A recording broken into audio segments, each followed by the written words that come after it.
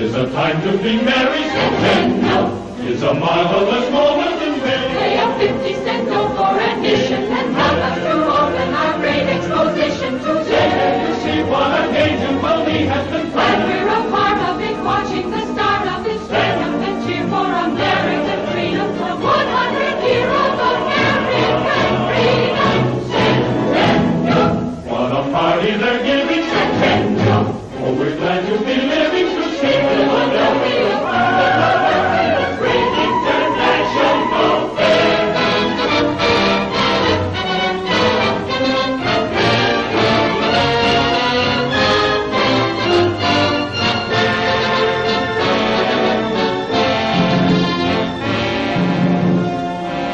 Long live our free America. Long live this land we love. Let freedom ring, ring through the world. We sing to the world. Our country, right or wrong, but we would fight for the right to right the wrong. Long live our America, the grandest land we know. Grander may it grow. Ever forward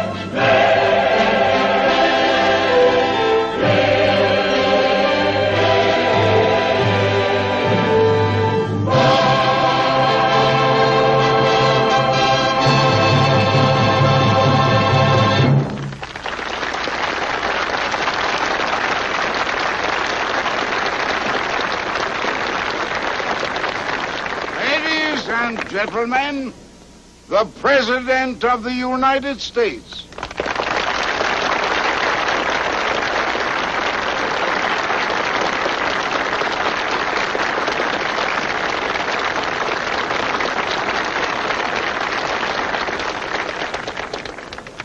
My countrymen, it has been thought appropriate upon this centennial occasion to bring together in Philadelphia for popular inspection specimens of our attainment in the industrial and fine arts, and in literature, science, and philosophy, as well as in the great business of agriculture and of commerce, that we may the more thoroughly appreciate the excellencies and deficiencies of our achievements, and also give emphatic expression to our earnest desire to cultivate the friendship of our fellow members of this great family nation. Louder! Louder! Thunderation, I can't hear. Please? Please what? Are you suggesting, sir, that I continue pretending to hear when I do not? Jesse Rogers, will you be quiet? There's nothing in the Constitution which prohibits the president from opening his mouth good and wide and saying what he has to say. Quiet. Did Daniel Webster sneak out penciled notes when he spoke? Quiet, please. Did Patrick Henry mumble in his beard as he read his immortal words from a paper cuff? They did not. Why, if I were making a speech... My dear sir, you are making a speech. Oh, a Republican, huh? Come, Jesse, let's go home. Children, come, we're going home. Julia? Yes, Mother. Edith? Bud, Susie. Follow me now. Now, don't get lost. Come, children.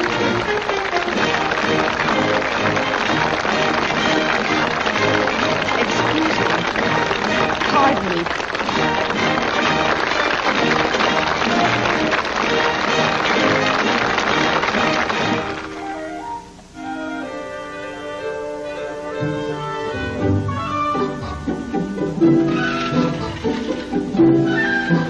Oh, Mr. Quimby.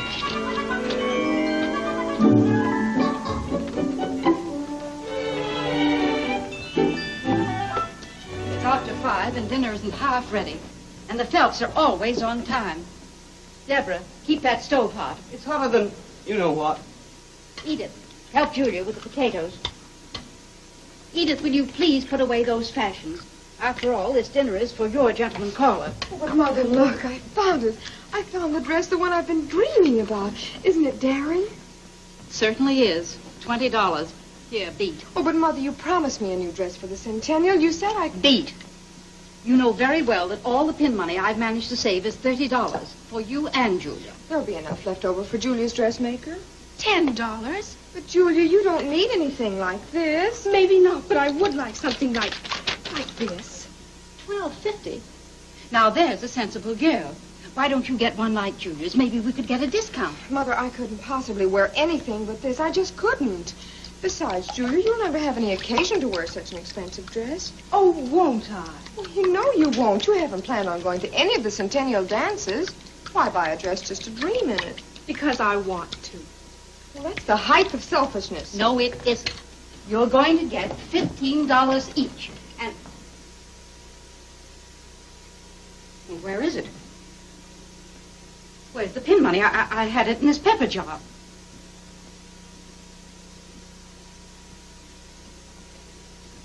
Jesse? Where's the box I made for my clock? Jesse, what did you do with the money that was in this pepper jar? Every time I leave something in this house, it disappears. Oh, it does. Well, what about that money, Jesse Rogers? Now, Harriet, I use that for barter. Put the finishing touches on my clock. But where's the box? I've got to send it off. So that's where the money's gone to, into that thing again. Harriet, the clock is finished, but I couldn't very well send it to the president of the railroad without a face. Well, how am I going to show my face in last year's dress? You just wait till Mr. Trowbridge sees my clock. Then I'll be able to order you, Julia, and Mother all the dresses. That's all I've heard for the last 15 years. The only thing that clock has ever done for us is eat up all the money that I've managed to save. And all of poor grandfather's insurance. And that bonus money of yours. But, Harriet... It was bad enough all through the Civil War when you couldn't buy any springs and you took them out of our bed and put it into that thing. But when you take the Centennial money that I've saved for the girls, then, Jesse Rogers, I must tell you that I hate your clock. Yes, I do. That horrible crackpot invention. Look, Harriet, I can't just be another railroad man. I've got ideas. I've got to do something about it. I've got to get ahead. A man is like a clock. He's only good when he goes forward. Oh, I'm sure it'll run someday, Father. It'll run today. I'll fix it in a jiffy. Why, she didn't even seem to recognize any of her friends. Of course, it's none of mine. They do say she was Both parties are the same, Democrat and Republican. I disagree with you. What the Republican Party needs is What some the new leadership. country needs is a new party. And let me tell you, Phelps, if the Democratic Party doesn't get in office next year, this country is going to rack and ruin. And as long as the political machine of both parties are run with so much corruption, an honest man hasn't a chance to take them out of there.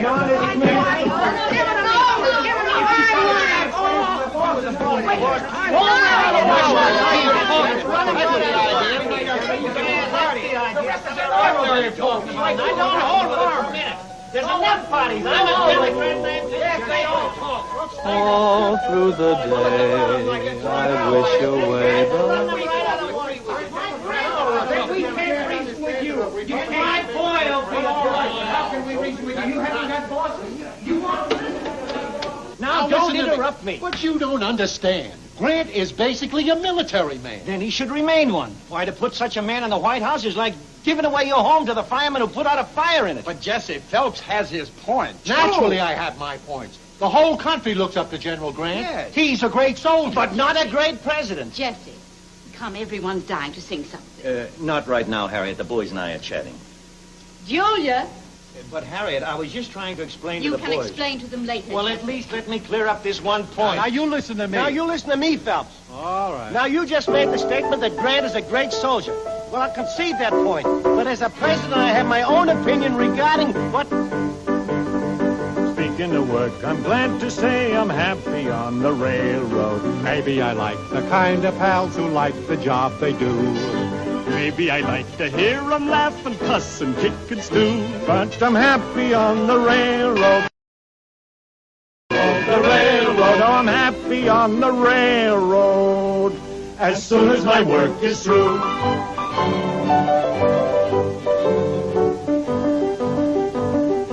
Molly McCann, she met a man who worked around the roundhouse. Setting her cap, she caught the chap the way you trap a mouse. Sad is her plight, for every night she's left without a spouse. So he works around the roundhouse, the roundhouse, the roundhouse. So he works around the roundhouse. He's never around the house. Well, maybe I will say yes someday. Maybe. I thought we were engaged. Oh, not officially we aren't. Well, does it have to be official when two people love each other? Oh, Ben, how can you be a woman's doctor and know so little about women? What do you mean? Well, we don't like to be talked into things. We like for things to just happen to us. Well, it just so happened that I figured as soon as I opened my office, we'd get married. And tomorrow's the day. Yes, I know, Ben, but, well, all my friends have been whispering about that. Ben, are you sure it's the right thing for you to do?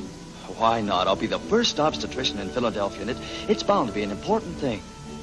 With Philadelphia's birth rate, obstetrics will be... Oh, Ben, must you always keep mentioning that embarrassing word? Embarrassing? Well, the very idea is shocking. Oh, Edith, this is 1876. Women are becoming sensible. Look, Edith. No, Ben. Not yet. I don't want to settle down just now. I want to travel and meet interesting people. I want an exciting life, like Aunt Xenia. Like Aunt Xenia? Yes, supposing she had married at my age. Your mother did. Oh, but this is 1876, Ben, and women are becoming sensible. Or aren't they? Oh, no, Ben, you mustn't. Edith. No, Ben, you mustn't. Good night.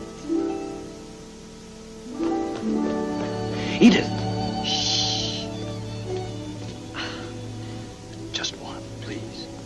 No, Ben, not tonight. Why not? Just because. Sweet dreams.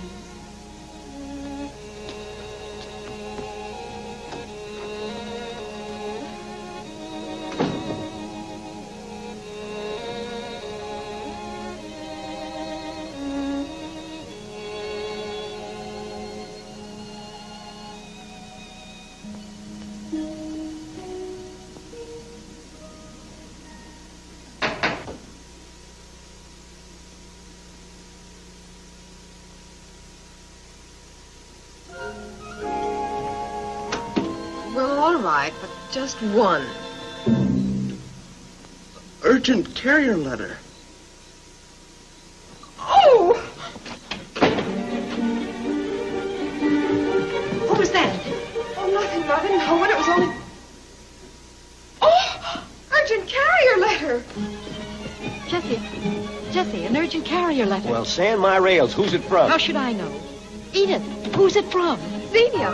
Mother, it's from Aunt Xenia. Maybe she's ill.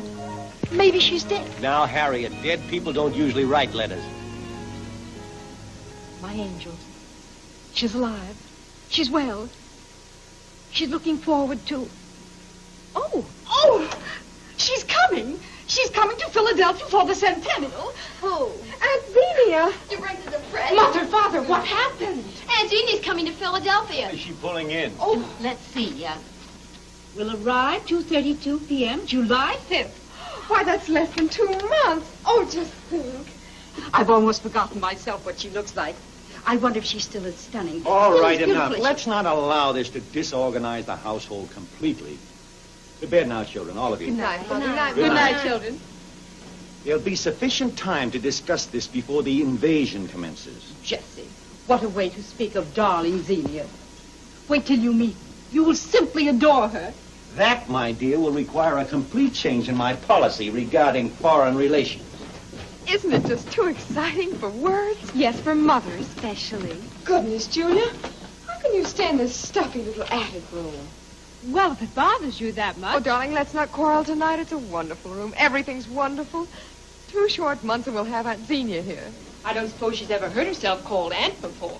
Golly, Julia, wouldn't it be thrilling if she decided to take us back to Europe with her? Or we might even end up marrying wealthy dukes or something. The trouble with you is you read too many cheap novels. There you go again, pretending. Pretending what? That men don't interest you. They don't. Not men. Someday maybe one of them will. The right one. Now who's talking like a cheap novel?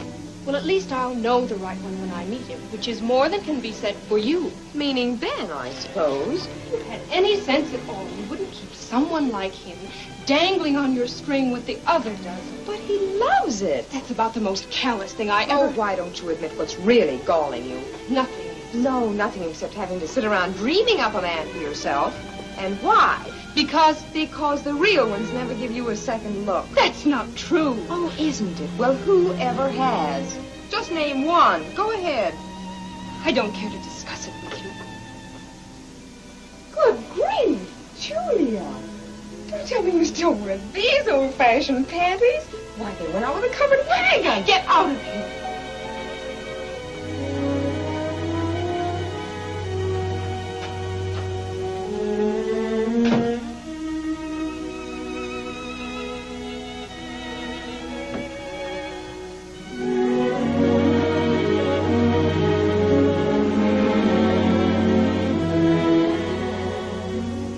Someday I'll find the right romance, not just a gay and light romance. That night the moon and stars will dance, and I'll sigh with a smile. I often wonder who and where he is, but when my heart says there he is, I'll know my lonely nights of waiting were all worthwhile. For he will be the boy I've always had in mind, and nothing will destroy the joy we find. And I will be the girl he wanted all along. And so the right romance will never go wrong.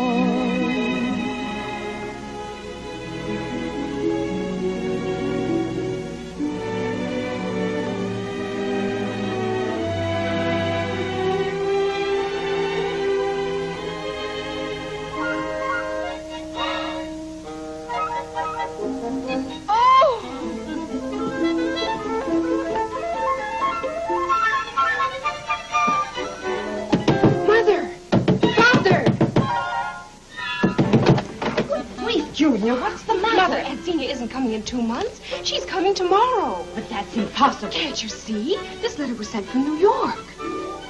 It says July 5th. There, 7/5. 7th month, 5th day. But, Mother, don't you know? Continentals always write the day first. 7/5 means 7th day, 5th month, the 7th of May, and it's tomorrow. Oh, dear. Now, Harriet, be composed. If your sister is giddy enough to give us only 1 day's notice, she can't expect that we... What will we do? We must think of something. I've got it. We'll just have to give Xenia our bedroom. Xenia staying here, in this house, with us? I'll move in with Susie. You can move in with... Over my carcass. Edith, you can share the attic bedroom with Julia. I will not. We're not speaking. That's fine. Then everything will be nice and quiet. Now, let's start moving things. There's not a moment to lose. Dud, run down and wake up Deborah. Quickly. Edith, take everything out of my bureau drawers. Yes, Mom. Julia, you can take all the curtains down. Yes. Susie, go help Edith. My dear woman, it might interest you to know that sister or no sister, Excuse me, Father. Deborah will be up in a minute, Mother. Thank you, Sister or no sister, I haven't the slightest intention of overcrowding this house. Put your pants on, Jessie. And furthermore...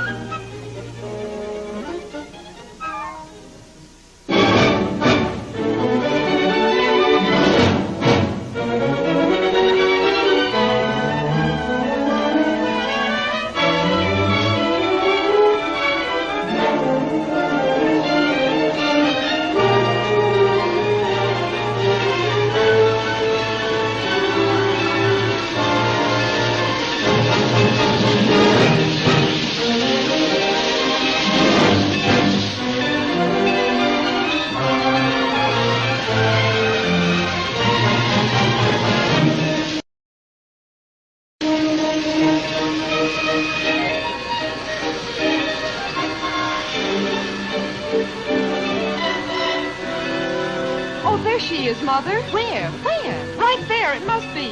Ezra. Yes, sir. Here's that lady. Get her luggage. Yes, Mr. Rogers. Casey. Yes, sir. Give Ezra a hand. Yes, sir. You too, Slim. Sure thing, Mr. Rogers. Harriet, my own darling sister. Oh, my It's been so long. I Tried to make this horrid train go faster, but I couldn't. What's happened to your hair? almost You're didn't not recognize really you. blonde, I know. Changed so. But you're still I kept the remembering same, that darling. sweet- Oh, darling. The next time, never you simply again come be to pass separated. and I'm bring Jesse, the whole Xenia. family. Welcome to God's own country. Yes. Why, you're much more handsome than I expected, even after Harriet's glowing description of you. I simply must have a kiss from my bewitching brother-in-law. There, I knew you two would adore each other. My own dear Aunt Xenia, to see you at last, I can hardly stand the excitement. Why, you charming, beautiful child. That's Edith. Oh, and this is Julia. I'm very happy to know you, Aunt Xenia. And Susanna. And Dudley. Oh, Harriet, I'm simply livid with envy over your heavenly family. I didn't think it was in you. I expected... Well, I really don't know what I expected. Allez-vous-en tous les deux. Je vous ai des 1000 francs. Great heavens, my luggage. Now be composed, Xenia. I've arranged everything. Leave it all to me. Tous les gens ici sont fous. I told you to put it down the bag. Ezra. He's mad. Ezra, what's the matter? You told us to get these bags, sir, but he won't let us. Put it down. Now, see here, young man, you've apparently made some error. Monsieur, please do not to interfere. I have enough troubles in this disorganized jungle. Disorganized, sir. I'll have you understand I'm an official of this railroad, and it... Then I suggest you, monsieur, to go to France and learn how railroads should be operated on. Just pass. What is it? What's happening? Ces gens sont des voleurs. C'est un scandale. But, darling, this is Jesse Rogers. Didn't I write you about Philippe? My nephew, my late husband's brother's son. He's over here for the government, something about the French exhibit for your centennial. Oh, I'm glad to know you, sir. Monsieur Rogers, it is my pleasure. And I'm sorry that I was so... No. It is I who should apologize. Pardon 1000 fois. Philippe, mon ami, this is my darling sister I've told you so much about, Monsieur Lascar. Enchanté. This is my daughter Edith. Mademoiselle. How do you do? And my daughter Julia. Welcome to America, Monsieur Lascar. Thank you. And how do you like my family, Jean and Jeanette? Poor babies all alone in that luggage car without knowing the language. Gad, they're animated sausages. Oh, Roger. The super wants to see you. I'll be right over, Ned. Mr. Lascar. Oh, monsieur, I'm so terribly sorry. I forgot you had them. Excuse me. Mr. Rogers, the latest luggage is ready, sir. Oh, Thank you, Ezra. Real lamb and hire us some hackney. Oh, certainly. But Aunt Xenia, Philippe couldn't possibly find his way around the station alone. Of course not, darling. You better run along and show him. Julia, go after your father and see that he doesn't dilly-dally. All right. Poor Jesse. No one ever lifts a hand around here without consulting him. He must be terribly important. Oh, quite. Next to the superintendent, the yardmaster is king around the station. What do you think we're running here? Junkyard? Sometimes I think... I'm not interested in what you think, Rogers, and neither is anyone else in this company. I've told you time and time again, you either stick to your job or get out. What I do when I'm off duty is my business. I told you a year ago not to bring that pile of junk around here. That's not the same clock that was around here a year ago, Snodgrass. This model runs. It's still junk. Sending it to the president of the road. Going right over my head. Why, what will Mr. Trowbridge think of me? A crazy inventor in J.P. Snodgrass' department. A lucky thing his secretary opened your little surprise package and sent it to me. Well, his secretary had no right to open it. I addressed it to Mr. Trowbridge, and I marked it personal. As I thought you would. That's why I asked the secretary to be on the lookout for that clock. And you had no right, and I'll see that the president hears about it. You'll complain? Well, there's never been one complaint against this department, not in 25 years. And just because I'm trying to help you. Help me? Trying to keep you out of trouble, out of making yourself ridiculous. And you want to complain. Well, you just try and complain about this. What's that? Your new work card, Rogers. Putting you on the night shift. Night shift? Yard clerk? Well, you can't demote me. I can't? I'll quit first. After all the years I've been with this railroad. Who's your place? Why, this only pays half my present salary. I can't afford it. You can't afford it? Oh, that reminds me. I got a letter from the Penn National Bank on 6th Street. It seems you want a loan and they want a reference from your immediate supervisor. More money for that invention? No. And for what? Well, it just so happens that my sister-in-law has arrived for the Centennial and... Oh, it takes a little more to manage at home, huh? A lot more. A lot more? Well, you know how it is. Yes, I know how it is, Rogers, but I don't think the bank will.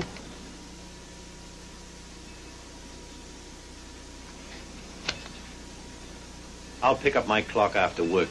See that you do.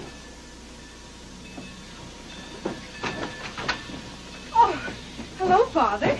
They sent me to hurry you along. I'm sorry. A few trifles had to be straightened out. Been waiting long? Just got here. Come.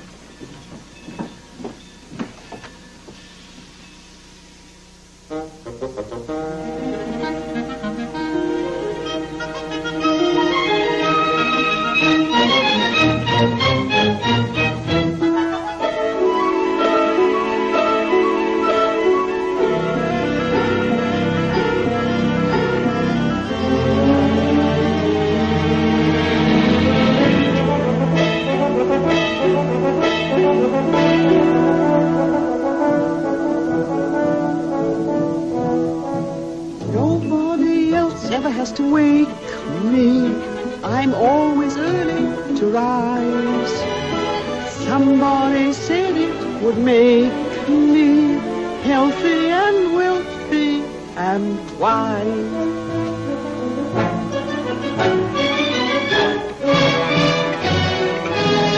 I was up with the lark this morning and I'm as gay as a lark. Breezes sing to me, sing of spring to me, flowers bow and whisper howdy. Cheeks are ruddier, buds are buddier, glad eyes glow. Is that a time to be snoozing? No, no, no. Think what you'll be losing. You think so wonderful. I was up with the lark this morning. I yawned a little and then promised myself that I'd never do it again. Thank you.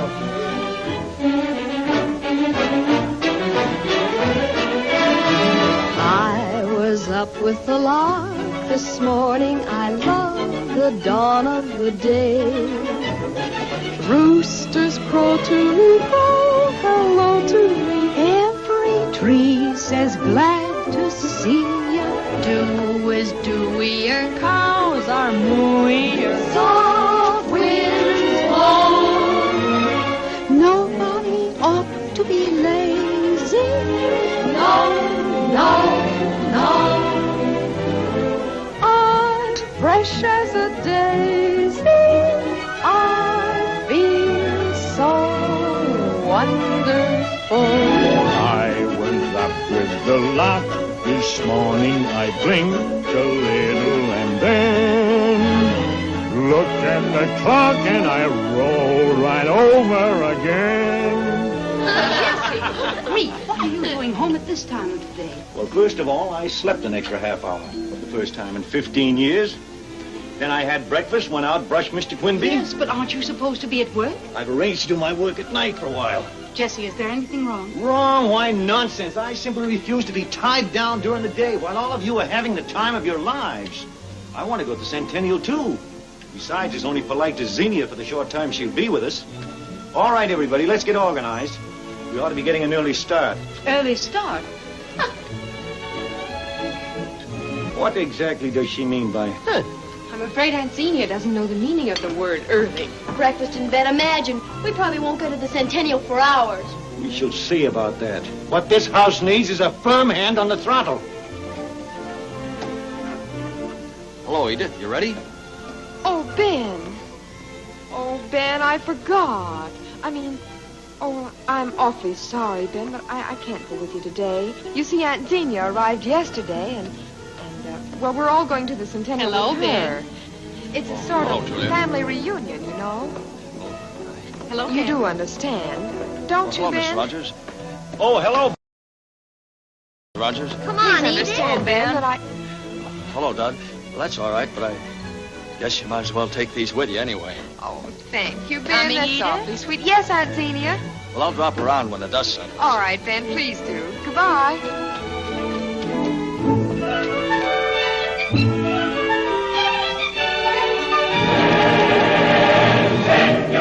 Tis the time to be merry, Centennial. Tis a marvelous moment in May. A 50-cent note for admission and matters to open our great exposition to share. Can you see what a gay jubilee has been planned? We're a part of it, watching the start of it. Share and cheer for American freedom. So 100 years of American freedom.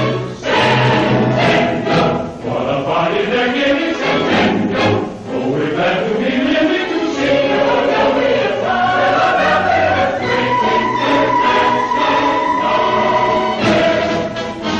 There's the French pavilion.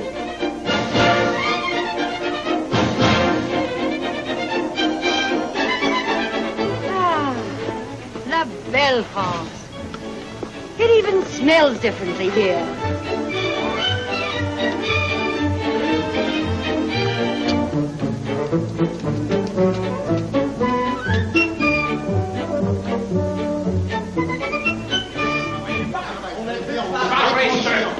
Vous êtes un coureur. Vous êtes un voleur, oui, un voleur. J'en ai assez. Allez, tous les deux. Laissez-moi, c'est assez, monsieur. Non, vous êtes les plus grands dames, monsieur. Je vais vous donner des raisons. Allez, passons monsieur. Les criminels. Oh, pauvre ami, quelle horreur. Qu'est-ce qui se passe? Toutes les catastrophes se passent en Amérique. Oh, les Américains. Les Américains. Oh, Signor. How I wish I had stayed in France. What seems to be the difficulty, young man? Everything. Since I arrived in America, everything is the difficulty. Our displays are not finished. We are not ready to open until I do not know how long. The bookkeeper is a thief. Our interpreter thinks only of the Algerian girl next door. I'm forced to discharge all of them both. Oh, what a shame. Thank you. I cannot understand it, this bookkeeper. In France, he was always so honest. But, Mr. Lascal, you are in America now. You must expect the worst, Julia. I do not expect the worst, Miss Rogers, but that is all I get so far. You see what I mean? Pauvre imbécile, faites donc attention à ce que vous faites. Faites donc attention à ce que vous faites. Vous êtes deux grands maladroits. Faith, and if I could understand French, I'd clout him one. Faites donc gaffe! Mercy, what a mess. Signor, it is worse than you know. The Centennial Committee is distressed. The French government is distressed. If only there was some... Signor, do you think Mr. Rogers could employ his influence on my behalf? Oh, I'm afraid that's not possible. What Harriet told me about their state of affairs is sheer fairy tale. It's pathetic, the front they're trying to put up. I'd like to give them a check right now and be done with it. I'll have to think of something more subtle, much as subtlety bores me. Oh, Mr. Lascal, you poor chap. And you were so anxious to have everything perfect for your opening. Opening? I doubt that there will be an opening. Nothing is ready, no help. Is there anything I can do to help you? Oh, thank you very much, but I need somebody which is French. You see, all the business here is conducted Mais, in Mr. French. Lascal, vous sous-estimez les Américains. Mais vous parlez français. Julia, how bright of you. Oh, it's only high school French. But I'm sure I could get by as interpreter. And I could help you straighten out your Oh, books. for me, it would be most valuable, if it is not too much imposition. Julia working? Oh, really, Why Mother? not, It would Harriet? be such fun. Our female forebears plowed fields and chopped wood all of their lives and came through with their morals reasonably intact. Oh, thank you, Father. Shouldn't we begin right away? Right away is not soon enough. Done. Come. Off we go. The Rogers Express drops. The passenger and races on. All aboard? Goodbye, monsieur. Goodbye. Au revoir. Goodbye, Miss Idiot. Au revoir. Goodbye, children. Bye-bye. This is very kind of you, Miss Julia. What? To give your time so freely. It is most generous. Not at all. Oh, but it is. But it isn't. I didn't want to mention it in front of the others, but I'll expect a salary for my services. Salary? At another time, I might not have considered it, but just now... Oh, please say no more. It is stupid of me not to mention it first. Of course, you shall receive the full salary the position calls for. Oh, thank you. It's very generous of Oh, you. not at all. But it is. Oh, but it isn't. But To work? To work.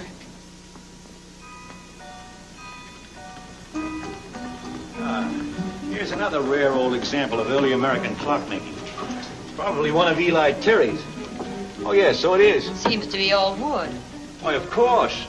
You know, the very first to make clocks in America were carpenters. Think of that. Now, you see that... Jesse, you and your clocks. Haven't you bet poor Xenia there enough? Oh, no, please go on, Jesse. I'm fascinated. Your knowledge of clocks absolutely amazes me. Oh, it's more or less of a hobby with me, though I have been doing some serious experimentation with an original idea I had. We've heard of nothing else around the house for years. What was it like? Oh, nothing revolutionary, just a new wrinkle. Being a railroad man, I got to thinking one night about railroad clocks in general. And I said to myself, now look here, Rogers. Why couldn't there be a clock that indicated all the separate time zones in the country so that one could tell at a single glance just what time it was everywhere? Why, Jesse, that's wonderful. Did you hear that, Harriet? Evidently, not all people think of a new invention as the brainchild of a crackpot. But has anyone seen it? Anyone important? No, but they will, Xenia. They will. I'm simply famished. We'd better hurry if we want to lunch at the Turkish Bazaar. I believe it closes at 2. Well, what time is it now? Thunderation. I left my watch at home. Perhaps we can ask someone. Oh, yes.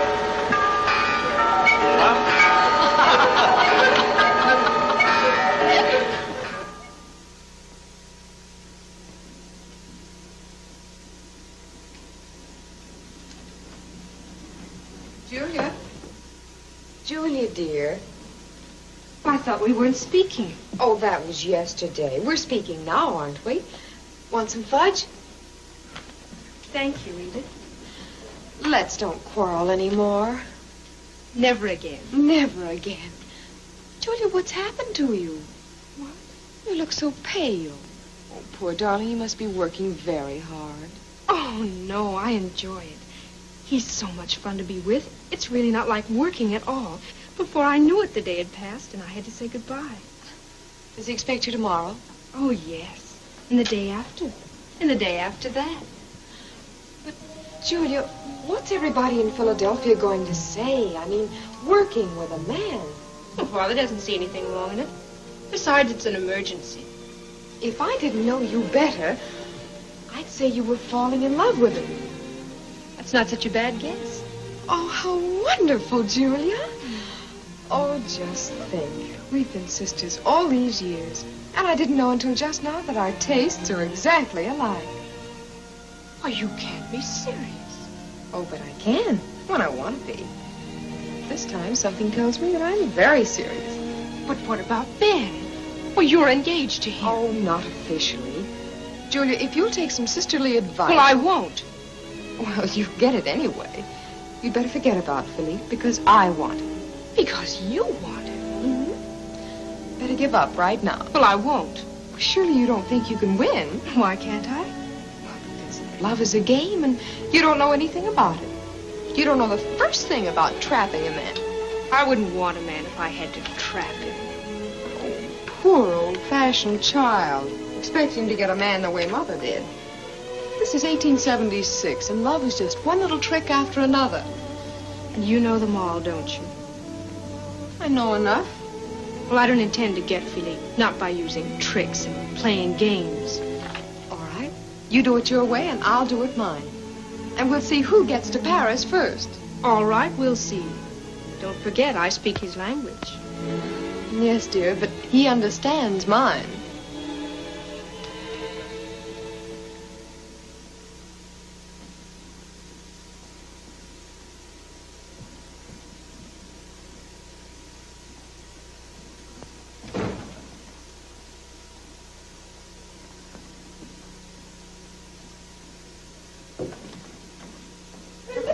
Oh, bonjour, Edith. Hello. You look so lovely today. Today?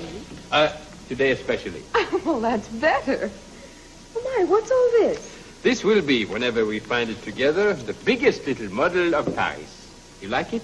Like it? Oh, it'll be perfectly enchanting. Incidentally, I understand that one of the nicest things about Paris is the way that young gentlemen take young ladies to lunch at the sidewalk cafes. Hello, Edith. Hello, Julia. To eat and drink and talk. Well, I would love to. But, well, you see... We simply must unpack the rest of this model if we ever hope to get it set up on time. Excuse me, please. Of course, Julia. I must do it right away now. Perhaps some other day. Well, business before pleasure, I suppose. That's right. There must be some other packages in my office. I must get them. If you... Excuse me. really, Julia. It was awfully nice of you to help him out in the emergency, but haven't you carried it far enough? Not quite. It isn't very good taste to be so obvious, you know. Yes, I know, but I suppose it's too late for you to change. Oh, Edith. Here you are. Hello, Julia. How are you, Ben? Hello, Ben. Golly, you're about as slippery as an eel. Been trying to catch hold of you for days. Look, I finally got my office all fixed up and open for business. When are you coming up to see it? Well, I really can't say, Ben. You know, we're so terribly busy, what with Aunt Xenia here and everything. What's wrong, Edith? Sounds as if your corset's too tight. Oh, must you be so homespun? Philippe. Philippe, I wish you'd change your mind and relax for an hour or so. You shouldn't overwork yourself, and Julia, too. Julia overworked? No, I'm quite sure. What's the matter? Oh, that's Ben. Ben? Who is he? I've seen him hanging here before. Why, he's Julia's beau. Didn't she tell you? Oh, no, she... Oh, my, I guess I shouldn't have said anything. They've been keeping their engagement a secret, but I thought that... Oh, please, Philippe, you must promise not to let on. She'd be furious with me. Just think, a full-fledged doctor with a shingle hung out and everything. Julia, I have decided to have Edith to lunch after all. If anyone should ask for me, I will return in 1 hour or two. All right, Philippe. Oh, by the way, I don't believe you've met Ben Phelps. Sur Lascar. Pleased to meet you. The pleasure is equal. Philippe, I know the most heavenly place where we can get the most wonderful pepper pot. Pepper pot? Yes. So that's it. Nonsense, Ben, you're Well, it just... must be something like that, the way she's been acting lately. Golly, Julia, what on earth's the matter with me anyway? I'm no shrinking violet. I can talk, do things, except when I'm around Edith, and then all of a sudden I turn into a bumbling idiot.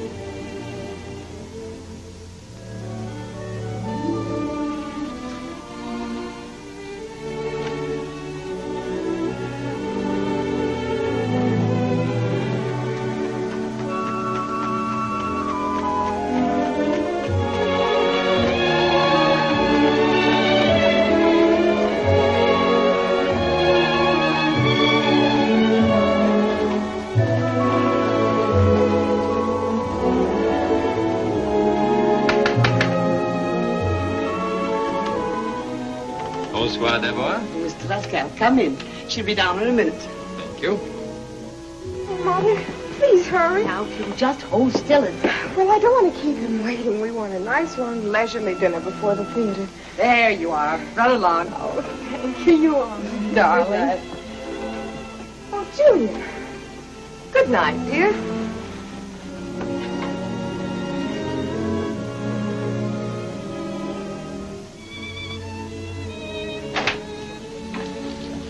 Waited. I've been waiting. I thought maybe we could... Hello, Ben.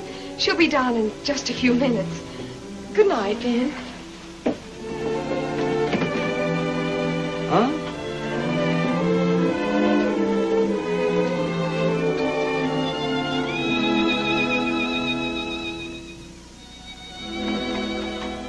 See what I mean? You don't have to say it, and I don't have to say it. I guess our eyes betray it. And yet what can we do? It's only human for anyone to want to be in love. But who wants to be in love in vain? At night you hang around the house and eat your heart out and cry your eyes out and rack your brain. You sit and wonder why anyone as wonderful as he should cause you such misery and pain. I thought that I would be in heaven, but I'm only up a tree, 'cause it's just my luck to be in love in vain. I thought I was the girl he always had in mind which only goes to show that love is blind. But he is still the boy I've wanted all along, which only goes to show how love dreams go wrong.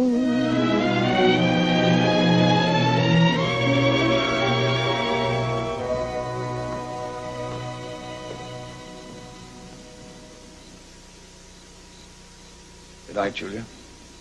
Good night, Ben.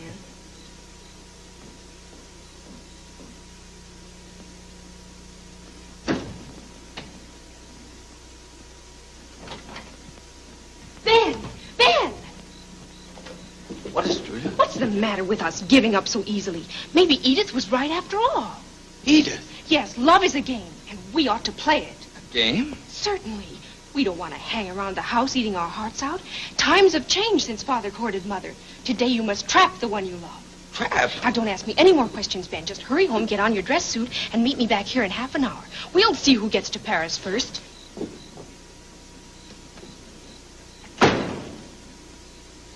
Paris?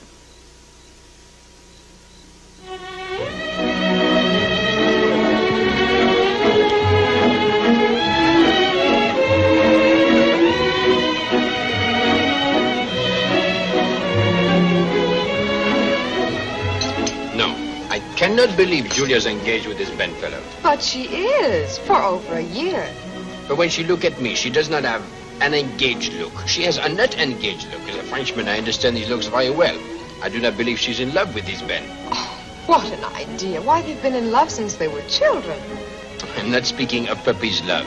Are they in love now? Of course they are. Always I have known when a woman would like me to make love to her. Always? Always. And about Julia, I cannot be wrong. I think you just don't understand American women. Here, when a girl looks at a man, it doesn't mean she's flirting. She's just being friendly. That's the way we were brought up. The way Julia look at me, it is not friendly. But an American look isn't like a French look. When you get to those looks, it is the same everywhere. Not with Julia. I know her, Philippe. She's very sincere. She loves Ben, and that's all that matters. She could not give me this look and be in love with him. I do not believe.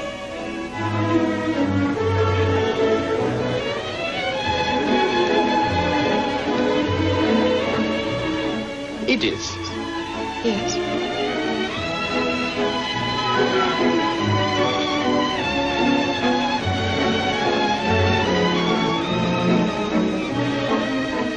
I think I believe it now. Hold me closer. Huh? Closer. And look at me, Ben. Not like that. Look at me like this. As if you were in love with me.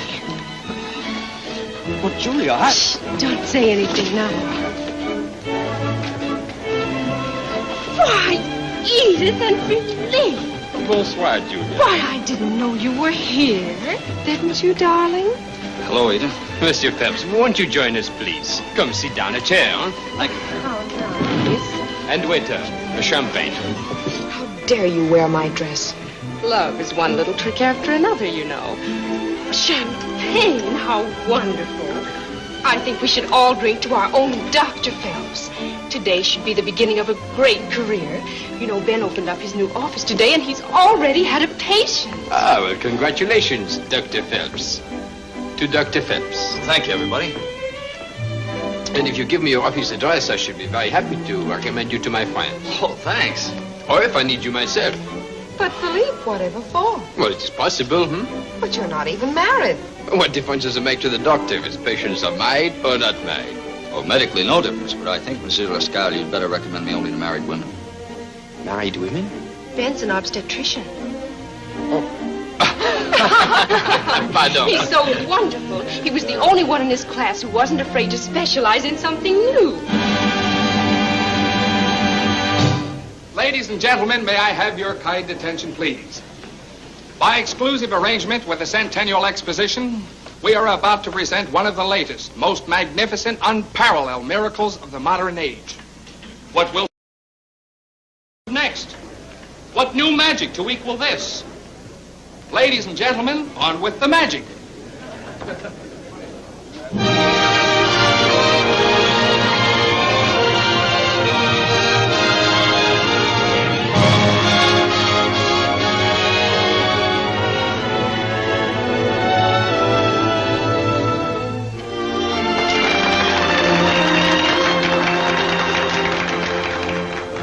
I sit alone in the golden daylight,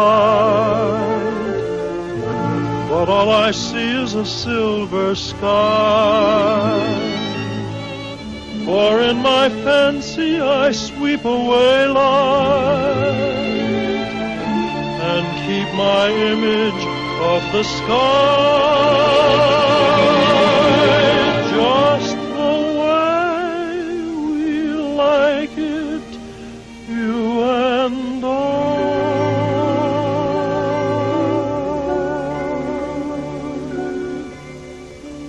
All through the day I dream about the night, I dream about the night here with you.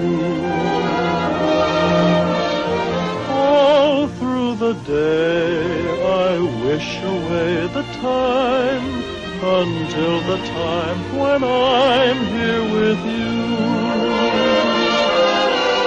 Down falls the sun, I run to meet you.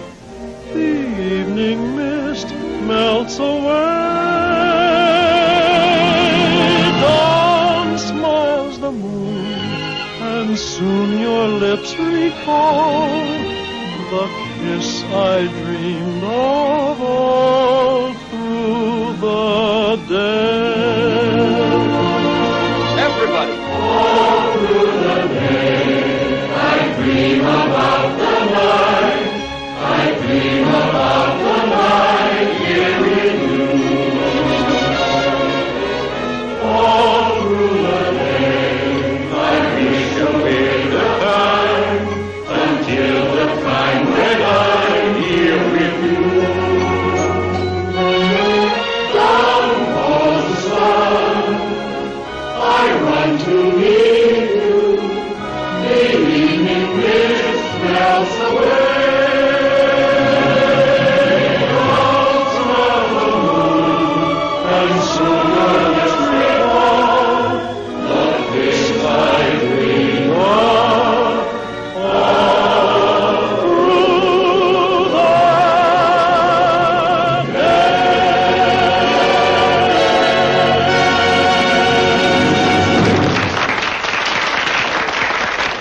Interesting invention. Marvelous. Why don't we all dance? Yes, why don't we? Oh, Edith, I have an idea. Let's change partners. Wonderful. May I?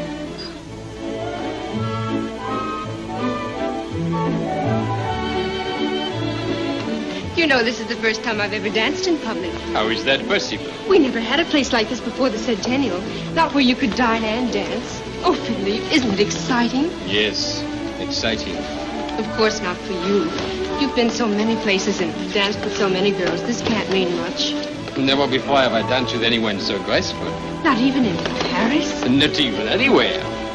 No one so charming, so enchanting. I don't believe you, Philippe. Oh, but Julia, it's true. You are remarkable.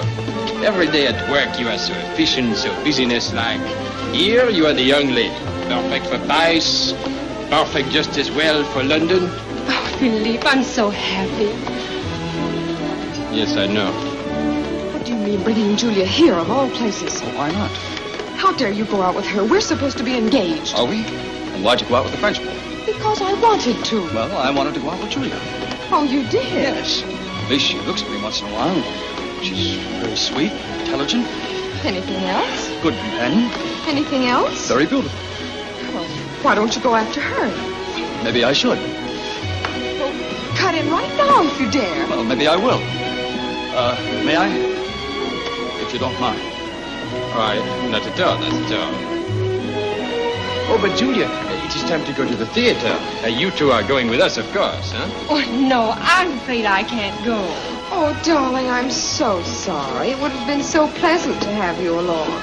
But Ben can go to the theater with you. Oh, no, Julia, not if you don't. Nonsense. It's Ben's day to celebrate. I wouldn't think of spoiling his evening. But, Julia, what you have to do, really, is it so important?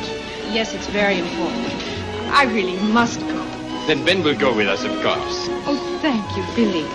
Oh, Julia, I wouldn't dream of having you go home alone. Oh, please don't worry about me. I've gone home alone before. Good night now. And please take good care of Ben. Bonsoir, Julia. Maybe I'd better... No, Doctor. It will be our pleasure, of course. But there are no buts. My carriage is in the outside, and I can easily exchange my tickets for 3, so we will sit side to side. You must spend the whole evening with us, my dear doctor, every single minute. Is it all right with you, Edith? Oh, of course it's all right.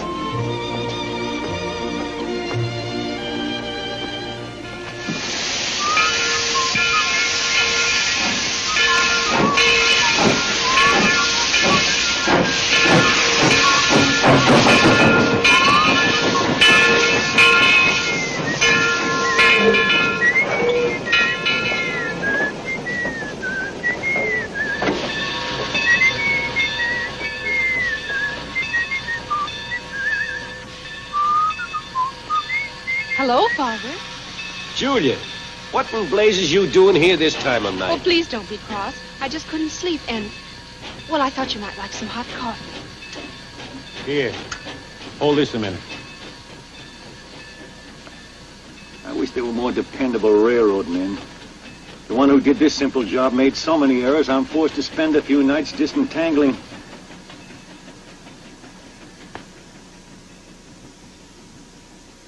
I had a feeling you knew. How about some hot coffee? Your mother used to bring me things this way when we were first married. It's been a long time. Father, let's tell her. About your job, I No, mean. no. But every penny counts I just said now. no. Well, maybe soon when I sell my clock idea. You honestly think you can? Certainly, and Aunt Xenia thinks so too, and she's a woman of remarkable intelligence and foresight. It's merely a question of getting an interview with the president of the railroad. He'll know a good thing when he sees it. But you've been trying for over a year. Well, he's an unusually busy man. Of course. Maybe this will help a little, just to tide us over. Where did you get it? I didn't tell you. I thought you might consider it undignified, but I'm getting paid for the work I'm doing. Working for money? Oh, Philippe, Monsieur Lascal insisted. I'm afraid you got a very wrong impression of him at first. He's really so, well, rather nice. I see. Oh, no, you're wrong. I'm sure he doesn't think of me as anything more than an employee. And a friend. Here, I think you better return this to Philip. It doesn't seem quite proper that he consider you an employee at all. Oh, continue helping him if you want to, but don't accept a salary. That way it'll be, well, much more friendly. But we really need it. I know, and don't think I'm not proud of you for trying. But don't worry, child. Your father's quite capable of pulling us out of this temporary predicament. There's plenty of steam in the old engine yet. Now you run along home and get your sleep. Girls are much prettier when they're well rested, you know. Good night. Good luck. Oh, Father.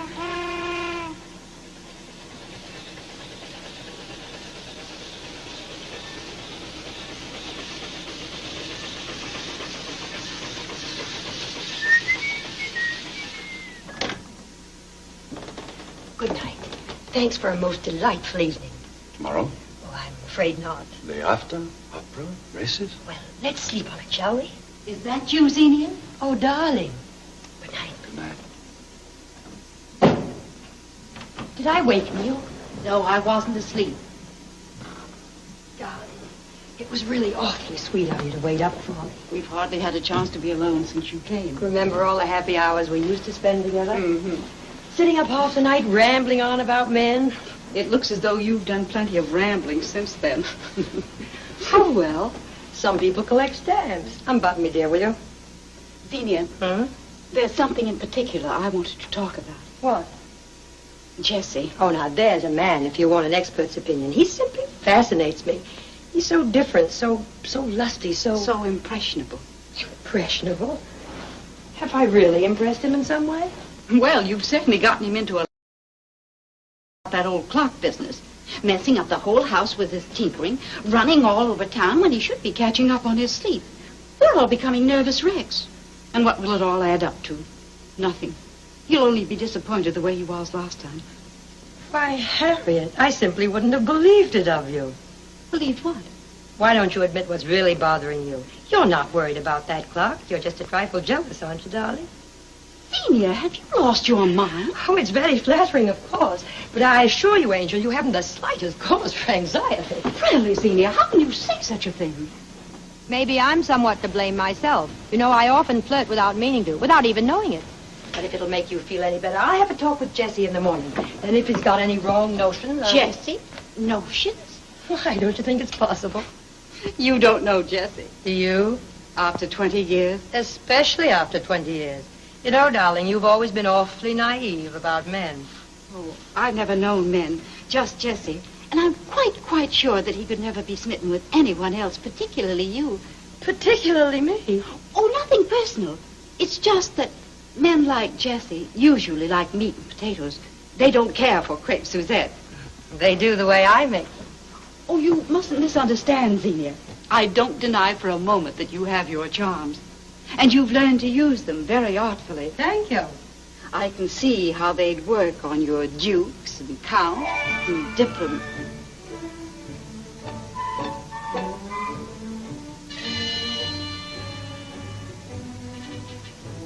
Well, I mean, you've never known anyone as simple and straightforward as Jesse. The circles you've always moved in have been...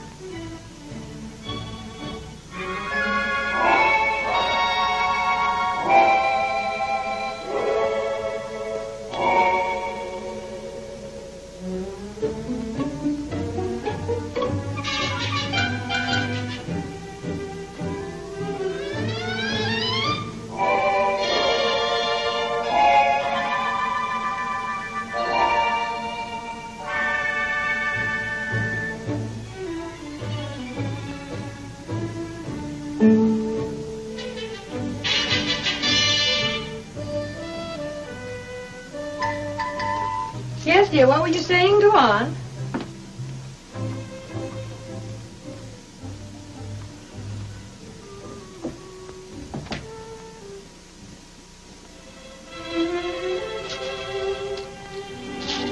Good morning, Philly.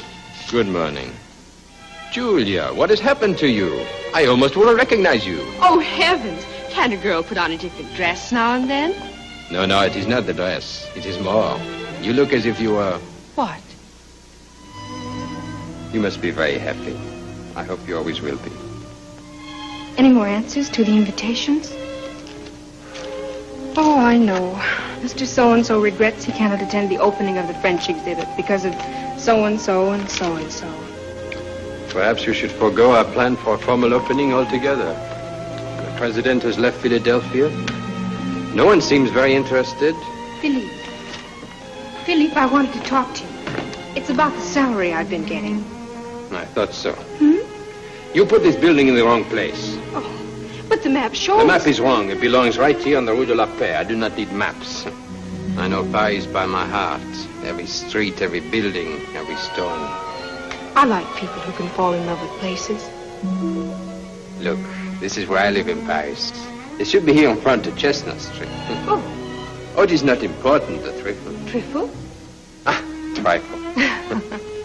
Right here next door is the most charming little restaurant, Le Ron's. They serve only cheese and wine, but such cheese, such wine. While you eat, Madame Laurent argues with you about politics. And Monsieur Laurent plays opera on his flute. Here by the river lives a man who creates magic with paint. Have you heard of him over here, Renoir? Auguste Renoir? I believe I've heard the name. At night, you find me here on the café on the Champs-Élysées. Or maybe at the Comédie Française watching Sarah Bernard. Or maybe at the Variété, promenading in the gallery or watching the girls do the cancan. Philippe, look around. Does this place remind you of France? Oh, yes? The France you were just talking about? Well, no, but... No, of course not. stodgy and cold and affected. It has about as much charm as a tourist guidebook. It's such a wrong picture. As wrong as your idea of America when you first came. Yes, I Now, see. this could be an exhibit of the spirit of France, rather than its anatomy. The music and dancing. People laughing. The cheese and the wine. Monsieur Laurent's flute. It would be wonderful. I have another idea. What? For opening, we will make a costume ball. Oh, yes.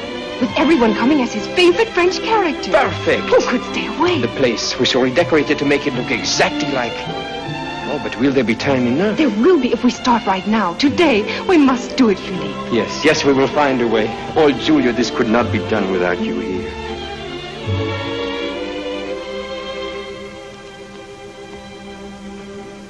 I am very grateful to you. You have gone far beyond the mere salary. You have been to me a fine friend. I meant to tell you, I'm not going to accept a salary anymore. Julia, I will not listen of such a thing. Then I'm afraid I'll have to leave. But Julia, you must not. You are remarkable. Come, let's get to work. To work.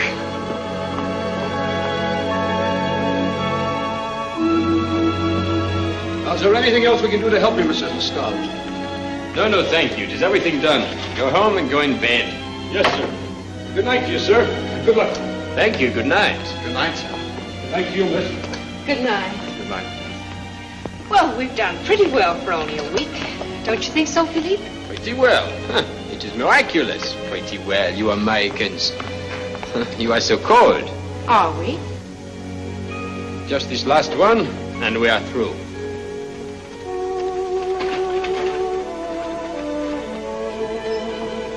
Waken up, Julia. You are home. What is it? Nothing. Just my dream. A funny one? You ought to know. You were in it. Really, I feel so guiltful about how you have overworked. You have done too much, made yourself too tired. Oh, not at all. It was fun and exciting, and I loved every minute of it. I can hardly believe it. It seemed impossible. But tomorrow night, actually, we are ready to be opened. Isn't it wonderful? All those people who sent their regrets clamoring now for invitations. Well, I will see you tomorrow night, eh? Of course. I do not know how to thank you for everything. Don't you? No. Funny. I know how to thank you for everything.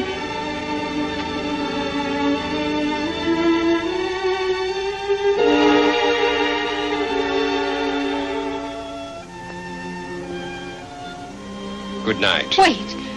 Philippe, I don't understand. For a Frenchman, you're the primmest person I've ever seen. I am no one of the kind.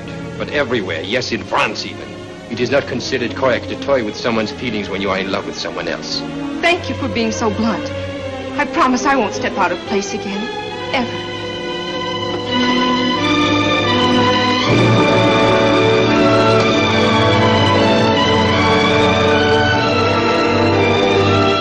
Julia, is that you? What's the matter, Julia? Julia. What's the matter?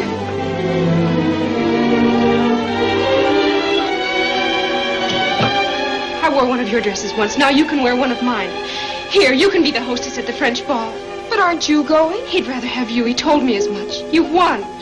Oh, please, please go and leave me alone.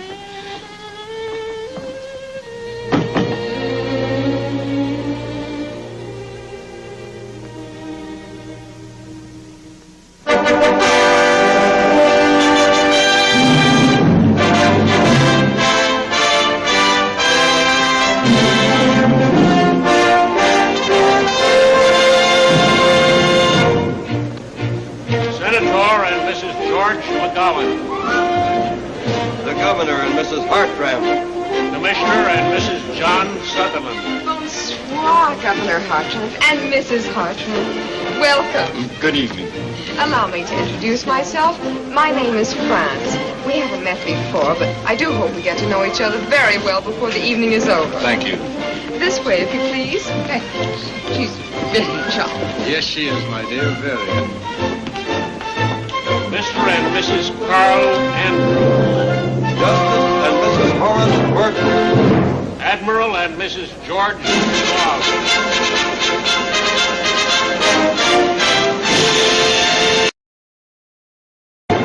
Ladies and gentlemen, may I ask for your very kind attention for a little French dance. Mesdames et messieurs, en place pour le carré.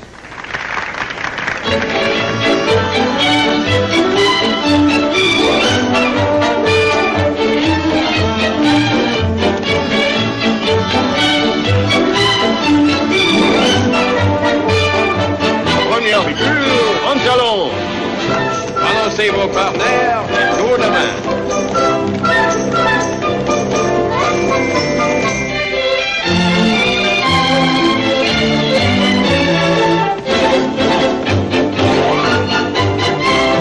La guirlande, front de gauche et de retour. Ouvrez la guirlande. Traversez les dents. Chassez à droite et à gauche.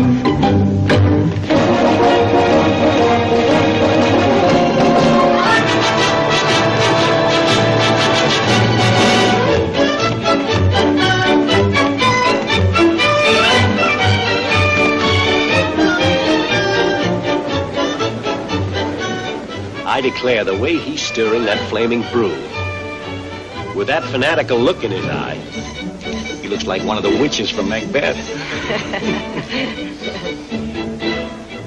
Come now, Xenia, what is this mysterious concoction? Wait and see. It's something fit for a king, I assure you, Your Majesty. Fine king I'd make. Really, Jesse, I've never seen anyone more regal. Why, you'll make the president of your railroad look like a track walker.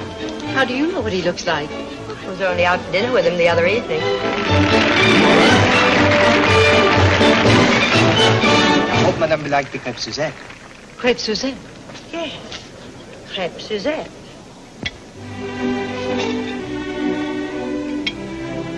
Go on, Jesse, try it. One little taste won't hurt you.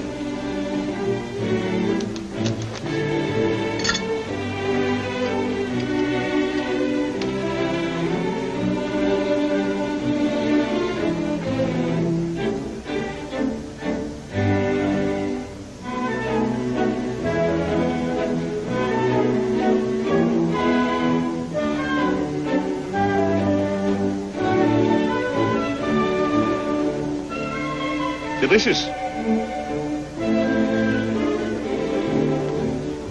Here you are, and have a delightful evening. This way. Philippe? Has she arrived yet? Who? Julia. No, I don't think so. What could be keeping her? Oh, probably Ben. He hates parties, you know, and of course she won't go anywhere without him. I see. Come on, Jesse, let's dance. Jesse doesn't dance. Jess! I've never yet seen a male who could dance without looking like a palpitating nincompoop. What utter nonsense. You're going right out on that floor now and dance, and I'm going to teach you. Xenia. Xenia. No, not now. Yes, Jesse. Some other time. No, I want you to try it now. Now, look. Put your arm around me like that. Put it right there. That's it. Now, this arm out this way, and off we go. 1, 2, 3. 1, 2, 3. Keep your head up.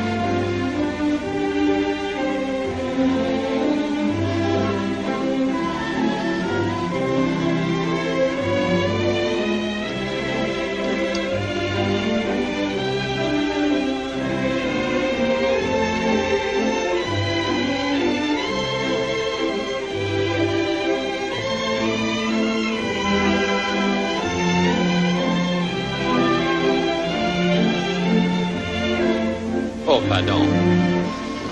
Let's have some fresh air. You're a wonderful dancer, Jesse. Oh, well, that's you, Xenia. Oh, be careful. You better not let Harriet hear that. She's awfully jealous, you know. Well, maybe we better go inside. Oh, there's Mr. Trowbridge. We've been waiting for you. Madame Lescal, you're looking very lovely this evening. Thank you. I'd like you to know Mr. Jesse Rogers. Mr. Rogers?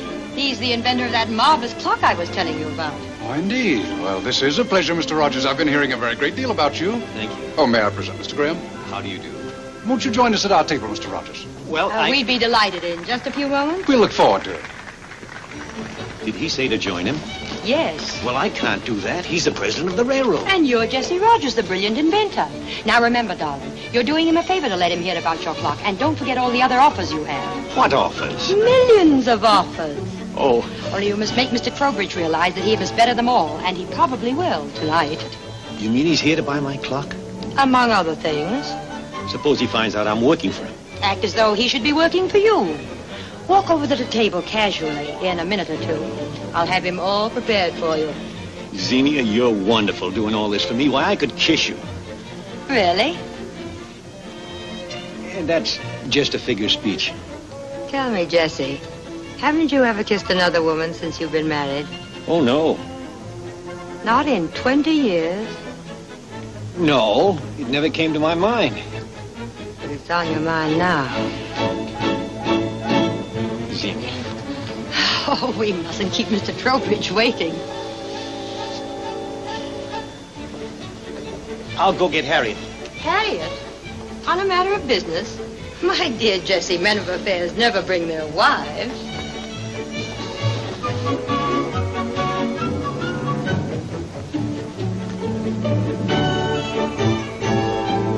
Harriet, whom do you think I just met?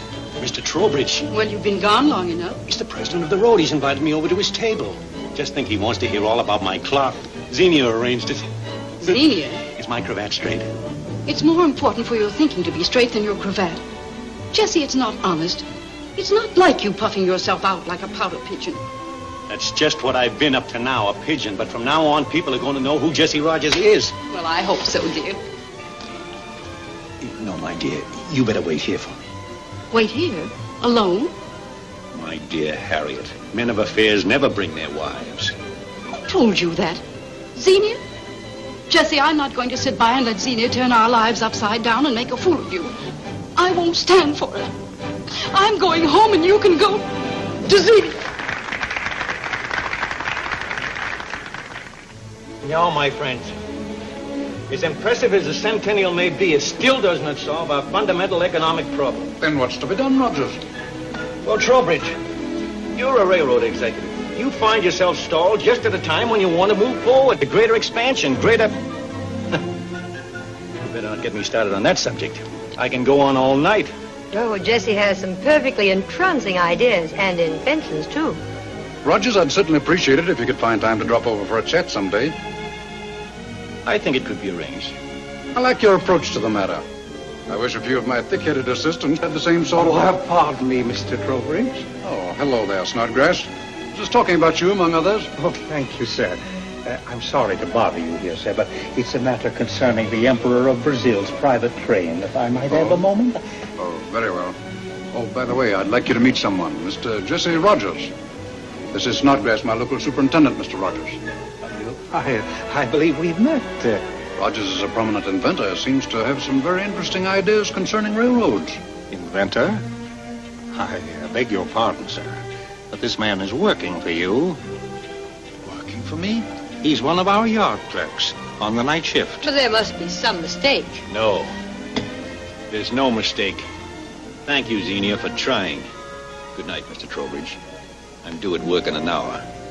The trains will not wait for me. Well, I don't understand. I must ask you for an explanation. Shall we dance, my dear? Yes, of course. Oh, here you are, Philippe. What do you mean by running away and leaving everybody? Oh, I'm so sorry. I only wished for some night air. Is that all? No, I also wished for Julia.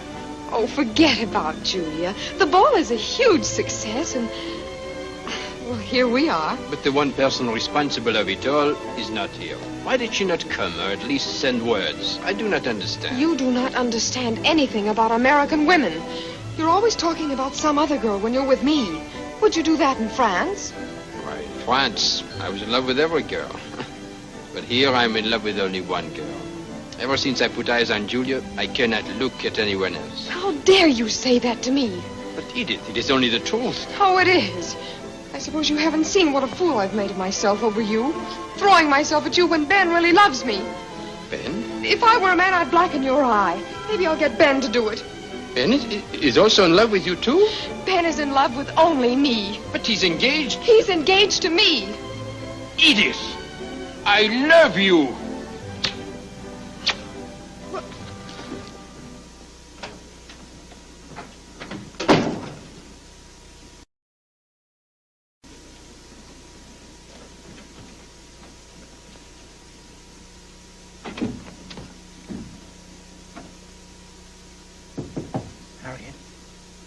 Harriet, open up, please.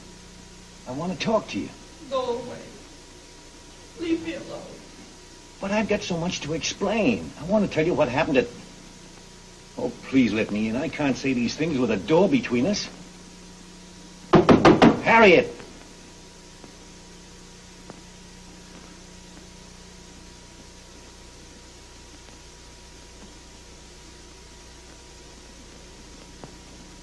What's the matter, Father?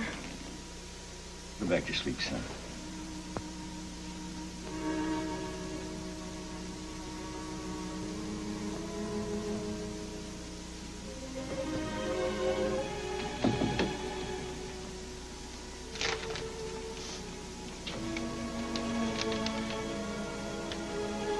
Your father had gone away to stay with grandmother for a while. Just till my burned fingers begin to lift. Please don't make me come back now. Please understand. Love, Judy.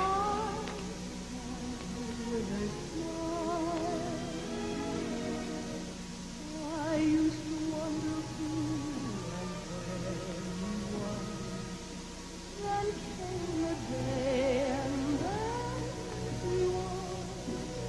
And I still pay those nights of waiting were worthwhile. Although I've lost the door, always had in mind. I wish them every joy that they can find. And if she is a girl, who wanted all along, I hope that their romance will never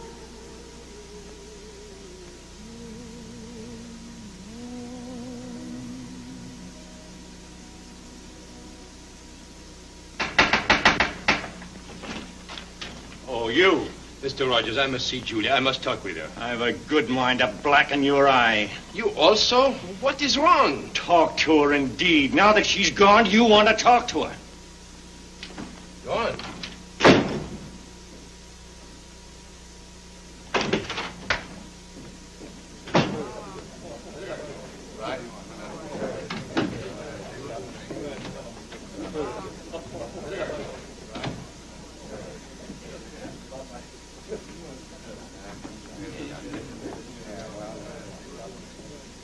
What'll it be? Right. Double. Mr. Rogers. You again? Remove yourself from my sight. But I want to have a word with you. The only word I can give you, sir, is not fit for the delicate atmosphere of a saloon. Well, what have I done so wrong? You left France. What'll it be? Rye. Triple. What? Triple. Mr. Rogers. Go away, go away.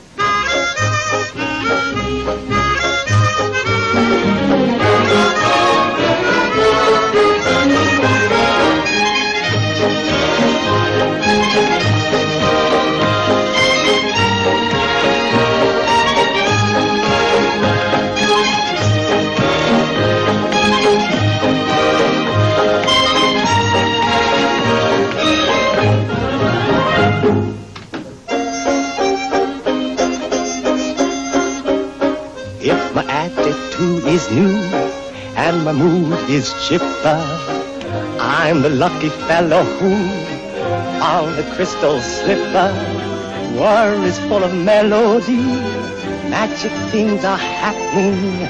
Never thought that I would be meeting royalty. Talk of sugar plum, talk of honeydew. Brother, here she comes, Cinderella Sue. Patches on her gown, ashes on her shoe. Belle of shanty town, Cinderella Sue. Twinkle toes, pixie nose, that's the size of her. Passers by, and oh my, miracles occur.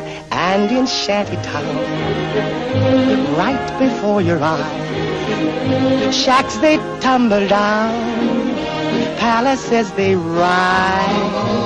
Got to be a prince, happy ending too. If I can convince Cinderella Sue. Talk sugar plum, talk about it do.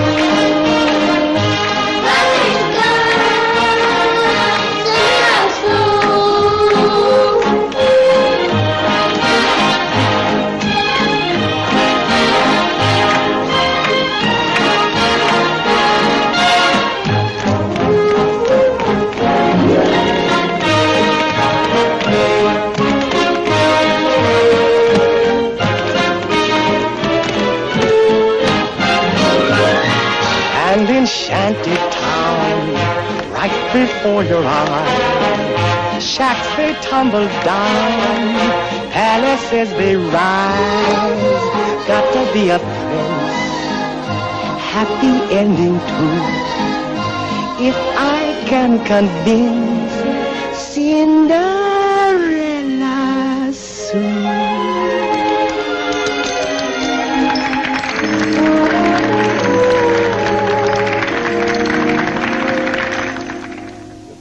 But, Mr. Rogers, qu'est-ce que je vais to do now? I can't understand a word you're saying.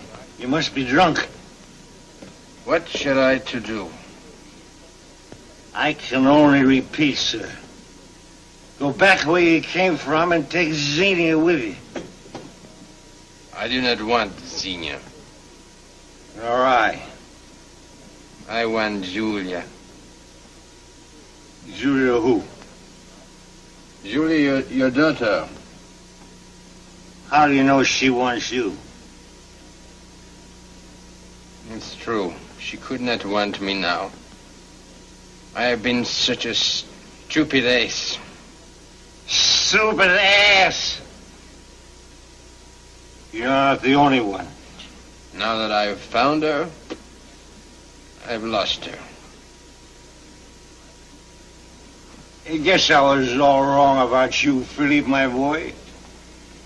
I guess you're just a man, like all other stupid asses. Thank you. Don't mention it. I will mention it if you will mention it. Mention what?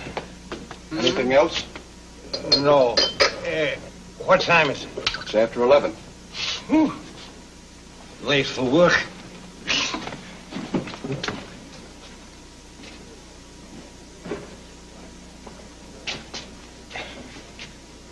Goodbye. Adieu. Huh? Goodbye. Adieu.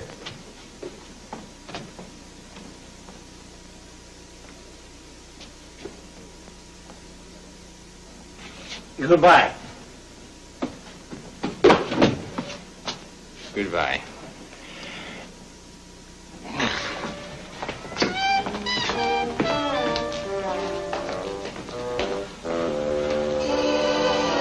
Where are we going? Shh. I came this way so they won't know I'm late. Yes, but Leave it to me, Philip, my boy. It's about time I took the horns by the bull. Kelly! Oh, Kelly! Hello, Jesse. Well, it ain't His Majesty himself. I want you to take Philip for a ride up a ways. He's a friend of mine. Enchanté. Let him off at Hamilton Junction. And when you get there, ask for Jeb, the station master. He'll tell you where to find Judith. Oh, thank you very much. She's staying with her grandmother.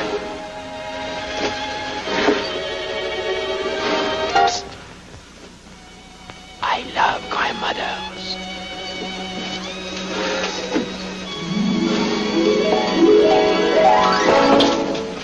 All right.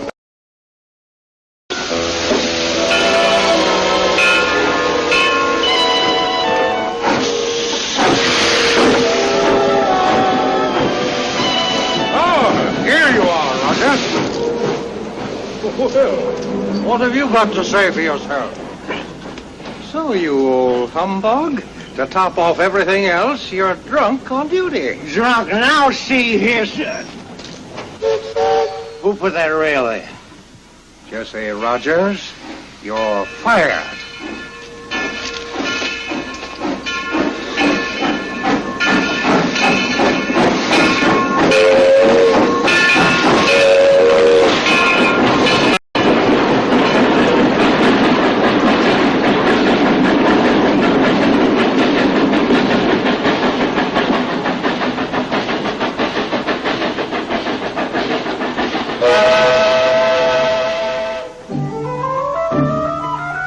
I was up with a lark this morning, and I'm as gay as a lark. Breezes sing to me, sing on spring to me. Flowers bow and whisper, howdy. Deborah, has he come in yet? Where's Susie and Dud? Went out looking for him. The idea. Acting as if I had done him a wrong. Should have been home an hour ago. Well, if he thinks he's going to frighten me into forgiving him, he's...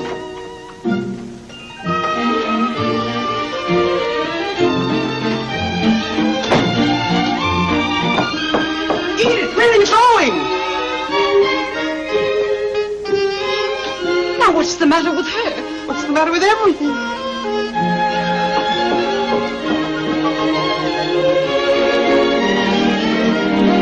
I was up with the lark this morning, but now I'm up in the sky.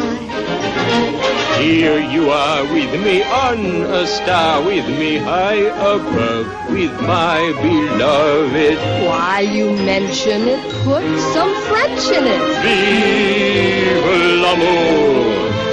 Oh, but I'm glad that you found me. Are you sure? Keep that arm around me.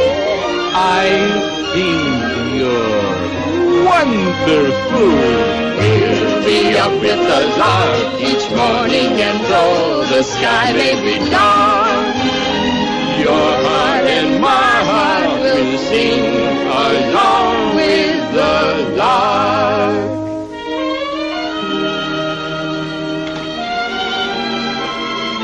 Good morning, Deborah. Good morning, Deborah. Don't good morning me, young lady. Staying out all night. And with this Frenchman. Really, Deborah, I just wouldn't have you saying such things about my fiancé. Fiancé? My own little darling. A few years ago, I was putting diapers on you, and now here you are, coming home with your intended. Oh, no. Am I a reason for tears?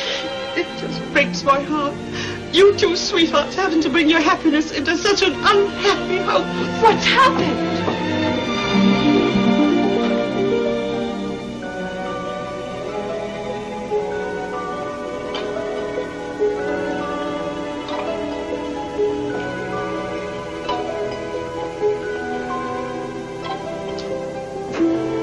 How do you do? How do you do? My name is Edith Rogers. I'd like to see Dr. Phelps. Of course. Will you sit down, please? No, thank you. Edith Rogers. Your address?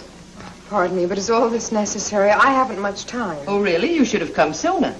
If you'll just give Dr. Phelps my name, I'm quite sure he'll see me. Very well, Mrs. Rogers. Miss Rogers. Miss Rogers? Next, please. Edith. Come in. Well, Ben, I guess you're sort of surprised to see me here. Surprised is rather a mild word. Well, it wasn't very easy to swallow my pride, you know. Well, I can imagine. I'm certainly glad you came right straight to me. Oh, thank you, Ben. Well, that dog, I'd like to take a horsewhip. Oh, Ben, please don't take it that way. It was actually my fault. Well, what's the difference now? It's all over. He won't marry you? I wouldn't even if he asked me. But you must. Why must I if I don't love him? Well, those are pretty advanced ideas, aren't they? Why, Ben, whatever's gotten into you? I've never heard you sound so straight-laced. Look, I didn't come here to force myself on you, if that's what you're thinking. Forgive me, dear. I don't want to make you feel uncomfortable, but, well, it's pretty hard for me to be entirely clinical in your case. I should think it would be. It's just that, well, I mean, have you ever faced the possibility that he may insist on marrying you? Oh, I'm quite sure he won't. And anyway, he couldn't if you'd marry me first. Huh?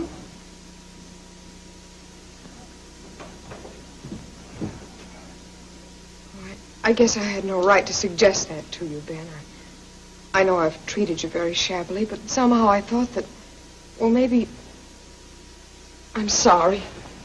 Wait! Edith. Edith, we'll go away someplace, away from all the prying eyes and the wagging tongues, and then we'll be able to forget this ever happened. Ben, do you actually think that I'm going to... I promise you, darling, it'll never matter to me, believe me. Oh, Ben. Oh, there, darling. Everything will be all right. Nobody will ever be the wiser. Oh, no. Nobody except you someday. Oh, you see. Oh, you darling.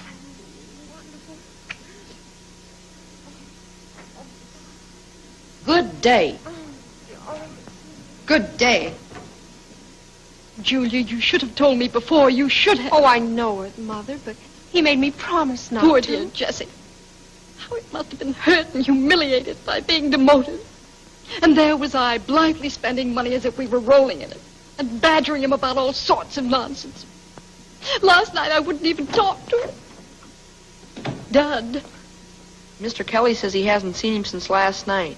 He says he was worried because Pop looked like he didn't feel very well. Oh, please, Mother, darling.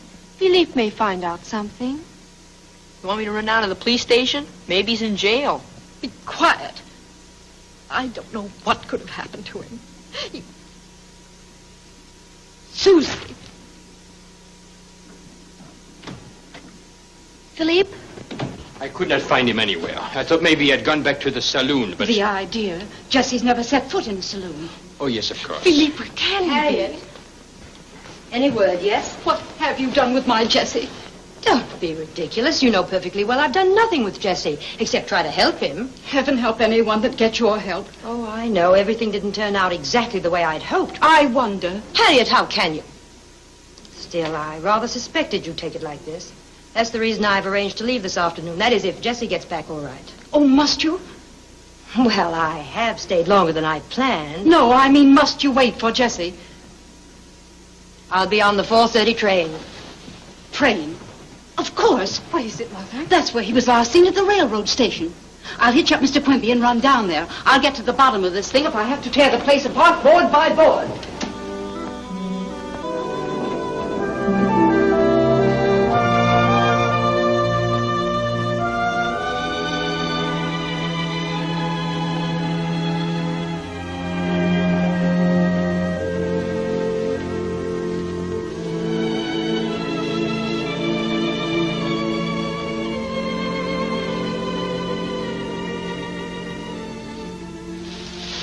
Morning, Harriet. Jesse. What's a wife for if you can't share the bad things with her as well as the good?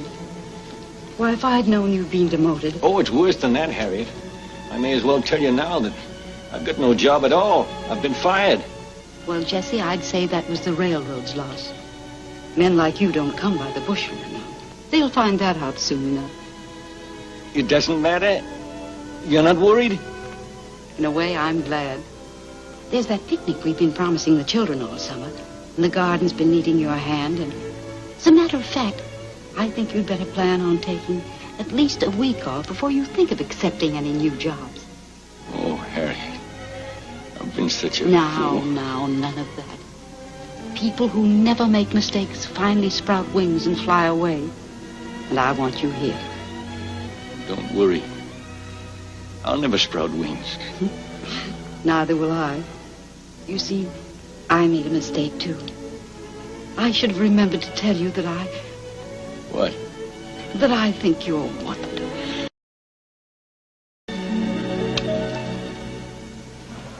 Goodbye, Edith. Au revoir, mon ami. Goodbye, Dudley. And Susie. Goodbye, Edith. Goodbye, my darlings. I'm off at last. That's the way it's been all my life. I come, I go. Well, goodbye, Xenia. Oh, Xenia, I would like to say, or rather we would like to say, that we regret... I know. You don't want me to be too unhappy over all that's happened. But don't worry. I'm a cat, and no matter how they're thrown, cats always manage to land on their feet. Believe me, I've got a lot more out of this little visit than you think. So have we, dear. So have we. Rogers? Rogers, my friend, may I talk to you? That is, if I'm not interrupting. Huh? I'm afraid I acted much too hastily last night. Mr. Trowbridge and I have just had a little talk. The company is buying your clock, and we're going to pay you to perfect it. Put you in charge of all improvements. Let me be the first to congratulate you. What are you getting at, Snodgrass? Don't you Nothing, see, I darling? I told you. Men like you don't come by the bushel. They found out soon enough how much they need you. Yes, in a way. Experienced That'll do, railroad man. Snodgrass. You can see I'm busy at the moment. We can discuss this matter later. Certainly. Anytime. Anytime. Now, isn't that simply amazing? And I always thought that men needed a little pull to get ahead. I told you, you don't know men like Jesse. All aboard! Oh, goodbye, darling.